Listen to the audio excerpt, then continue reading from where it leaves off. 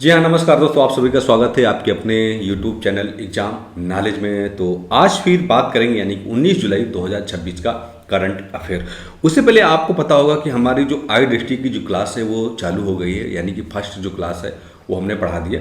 और धीरे धीरे जो भी आई डिस्ट्रिक्ट का जो पूरा सिलेबस है, यानी कि जो भी करंट पिछले 1 जुलाई 2025 लेके 21 जून 2026 तक का जो पूरा एक साल का जो करंट अफेयर है वो आपको बहुत ही जल्दी तरीके से और आसान तरीके से वही चीज़ें आपको बताई जाएंगी जो आपके लिए एग्जाम के लिए महत्वपूर्ण हो सकती है।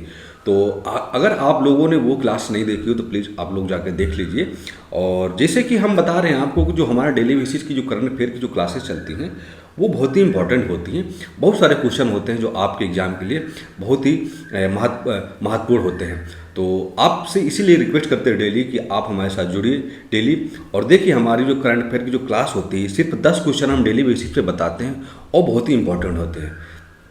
तो शुरुआत करते देखते हैं कि हमारा आज का जो पहला क्वेश्चन है वो कौन सा है और कितने क्वेश्चन जो हैं आज की डेट में सबसे महत्वपूर्ण जो है वो हो सकते हैं। ठीक है, तो शुरुआत करते देखते हैं कि पहला जो क्वेश्चन हमारा है करंट अफेयर का कि हाल ही में केंद्रीय मंत्रिमंडल ने मोबाइल फोन निर्माण को बढ़ावा देने के लिए कितने बजट के साथ जो है उस योजना को मंजूरी दिया है। ठीक है, यानी कि जो हमारा स्मार्टफोन है उस स्मार्टफोन को बढ़ावा देने के लिए जो केंद्रीय मंत्रिमंडल है, तो केंद्रीय मंत्रिमंडल ने मोबाइल फोन को निर्माण को बढ़ावा देने के लिए कितने बजट के साथ योजना को जो है वो क्या है मंजूरी दी। तो अगर हम बात करते हैं यहाँ पे ऑप्शन की, तो ये हो जाएगा हमारा ऑप्शन नंबर सी, यानी कि 62,500 करोड़ यानी कि 62,500 करोड़ रुपए की जो है एक बजट योजना को जो है क्या केंद्रीय मंत्रिमंडल ने इसकी जो है क्या मंजूरी दे दी। तो भारत सरकार ने देश में मोबाइल फोन को मैन्युफैक्चरिंग, एक्सपोर्ट और निर्यात और रोजगार को बढ़ावा देने के लिए 62,500 करोड़ की एक बड़ी प्रोत्साहन योजना को जो है वो केंद्रीय मंत्रिमंडल ने जो क्या है उसको मंजूरी दे दी। तो यहाँ पे इसका मुख्य उद्देश्य ये रहेगा कि घरेलू स्तर पर भारतीय इलेक्ट्रॉनिक्स ब्रांड को एक वैश्विक स्तर पर एक प्रतिस्पर्धा बनाने में जो है एक महत्वपूर्ण भूमिका होगी। ठीक है, अब हम बढ़ते हैं। हमारा अगला क्वेश्चन है क्वेश्चन नंबर 2 जो है कि देश में सेमीकंडक्टर इकोसिस्टम को मजबूत, कौन सा सेमीकंडक्टर इकोसिस्टम को मजबूत करने के लिए कैबिनेट द्वारा स्वीकृत सेमीकॉन यानी कि 2.0 सेमीकॉन का कुल वित्तीय जो परिव्यय है यानी कि बजट है वो कितना है।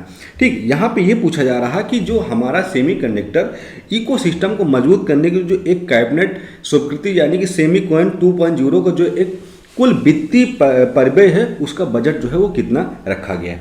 ठीक है, तो क्वेश्चन नंबर हमारा 2 है। तो अगर हम बात करते हैं इसके ऑप्शन की, तो ये हो जाएगा हमारा 1,27,500 करोड़ रुपए का जो है वो क्या है बजट रखा गया है। ठीक है, तो केंद्रीय मंत्रिमंडल ने भारत को वैश्विक सेमीकंडक्टर हब बनाने के लिए सेमीकॉन 2.0 योजना को जो है क्या मंजूरी दे दी। अगर हम बजट की बात करते हैं तो यहाँ पर 1,27,500 करोड़ का बजट जो है वो क्या है आवंटित किया गया है। यह देश में चिप डिजाइनिंग और फैब्रिकेशन यूनिट्स को लगाने में जो हो क्या है एक मदद मिलेगी। ठीक, अब हम बढ़ते हैं। हमारा अगला जो क्वेश्चन है कि भारतीय अंतरिक्ष अनुसंधान यानी कि इसरो के किस पूर्व प्रमुख को हाल ही में निजी स्पेस एजेंसी यानी कि अग्रिकुल कॉस्मोस जो है में शामिल किया गया है। यानी कि हमारे जो भारतीय अंतरिक्ष अनुसंधान संगठन है इसरो के जो एक पूर्व प्रमुख हैं उनको हाल ही में एक निजी स्पेस एजेंसी अग्रिकुल कॉस्मोस में शामिल किया गया है। ठीक है, तो वो कौन थे? तो क्वेश्चन नंबर हमारा क्या है 3 है। 3 की अगर हम बात करते हैं तो वो हो जाएगा हमारा ऑप्शन जो होगा वो होगा हमारा ऑप्शन नंबर डी, यानी कि सोमनाथ एस। तो इसरो के पूर्व अध्यक्ष रहे सोमनाथ एस को हाल ही में deep tech space startup Agnikul Cosmos के साथ एक सलाहकार और रणनीतिक रूप में जो है जुड़ा है। तो यह कदम जो है भारत के निजी स्पेस सेक्टर को काफ़ी मजबूती देगा, इसलिए ये क्वेश्चन है बहुत ही महत्वपूर्ण जो है वो क्या माना जा रहा है। ठीक है, अब हम बढ़ते हैं। हमारा अगला जो क्वेश्चन है कि भारतीय नौसेना ने जुलाई 2026 में किस शहर में ऑपरेशन सदर्न रेडिनेस 26 को ऑपरेशन सदर्न रेडिनेस 2026 2.2 को एक मेजबानी जो है क्या है वो दिया है। तो क्वेश्चन नंबर हमारा 4 है। अगर हम इसके ऑप्शन की बात करते हैं ऑप्शन की, तो इसका जो ऑप्शन होगा वो होगा हमारा ऑप्शन नंबर बी, यानी कि कोच्चि।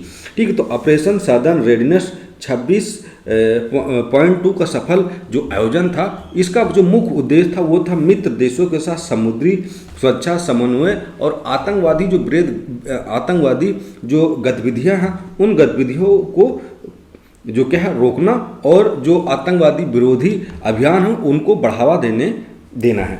ठीक है, यानी कि जो विरोधी अभियान है उसको क्या है रोकना है। ठीक है, अब हम बढ़ते हैं अगला क्वेश्चन कि हाल ही में भारत और किस देश के बीच पहली बार आधिकारिक स्ट्रेटेजिक रणनीतिक बातचीत की जो क्या है वो शुरुआत की गई।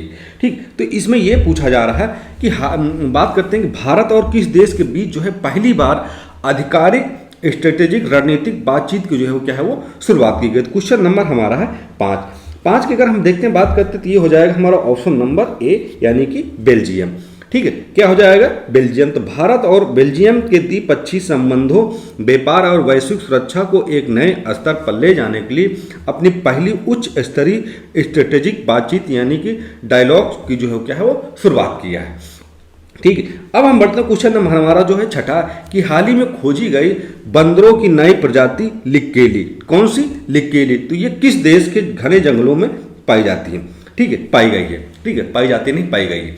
ठीक है, तो खोजी गई बंदरों की नई प्रजाति लिक्केली जो है वो किस देश के घने जंगलों में जो है क्या है पाई गई है। तो अब जैसे कि इसमें 4 ऑप्शन, तो हम बात करते हैं इसके ऑप्शन की, तो इसका जो ऑप्शन होगा वो होगा हमारा ऑप्शन नंबर सी यानी कांगो गणराज्य यानी कि रिपब्लिक ऑफ द कांगो जो है कांगो गणराज्य में जो है एक घने जंगलों में बंदर की नई प्रजाति जो है वो क्या है पाई गई है, तो वह है लिक्केली प्रजाति। लिक्केली प्रजाति की बात करें तो वैज्ञानिकों ने कांगो गणराज्य के घने और वर्षा वनों में बंदरों की एक नई और अनूठी प्रजाति की जो है क्या है पुष्टि की है, जिसका नाम है लिक्केली। ठीक है, लिक्केली रखा गया। पर्यावरण और जैव विविधता से जुड़े प्रश्नों के लिए यह एक महत्वपूर्ण जो है वो प्रश्न जो है माना जा रहा है। ठीक है, तो ऐसे ही क्वेश्चन जो होते हैं वो काफ़ी इंपॉर्टेंट और हेल्पफुल होते हैं।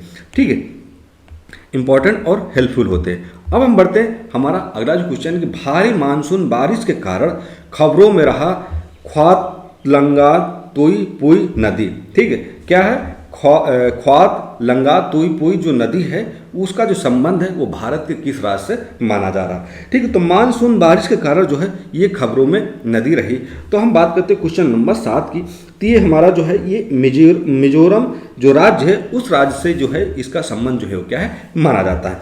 लगातार हो रही मानसून बारिश के कारण मिजोरम में बहने वाली ख्वात लांग तुई पुई नदी जो है उसका जो जल स्तर है वो खतरे के निशान को पार कर गया है, जिससे क्या है कि भारत बांग्लादेश सीमा पर स्थित सीमावर्ती शहर जो है लाबुंग जो है कई हिस्से से जलमग्न हो गया, यानी कि वहाँ पर जल भराव जो है काफ़ी ज़्यादा भर गया है।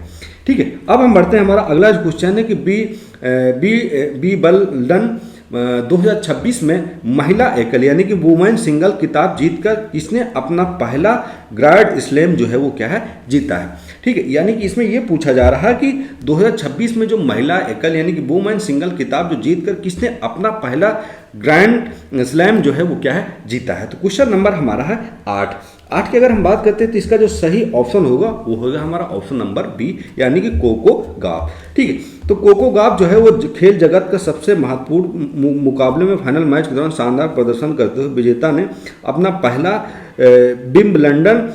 विंबलडन ग्रैंड स्लैम खिताब जो है वो क्या है अपने नाम किया है। ठीक है, अब हम बढ़ते हैं अगला जो क्वेश्चन है कि भारतीय सेना के आधुनिकीकरण के तहत नवीनतम खरीद योजना। ठीक, क्या है नवीनतम खरीद योजना के अनुसार कितने कर्ल गुस्ताफ M4 रॉकेट लॉन्चरों को सेना में जो है क्या है वो शामिल किया गया है। तो क्वेश्चन नंबर हमारा है 9। तो 9 की अगर हम बात करते हैं इसका जो ऑप्शन होगा वो होगा हमारा ऑप्शन नंबर सी। ठीक है, यानी कि 600 रॉकेट लॉन्चरों को जो है सेना में जो वो क्या है शामिल किया गया है। तो रक्षा क्षेत्र को आत्मनिर्भर और आधुनिक बनाने के प्रयास के तहत भारतीय सेना ने 600 Carl Gustaf M4 rocket launcher जो है क्या है शामिल किया है। अब इससे क्या होगा, तो इससे जो होगा हमारा जो रक्षा क्षेत्र है वो आत्मनिर्भर होगा और आधुनिक होगा और ताकतवर होगा।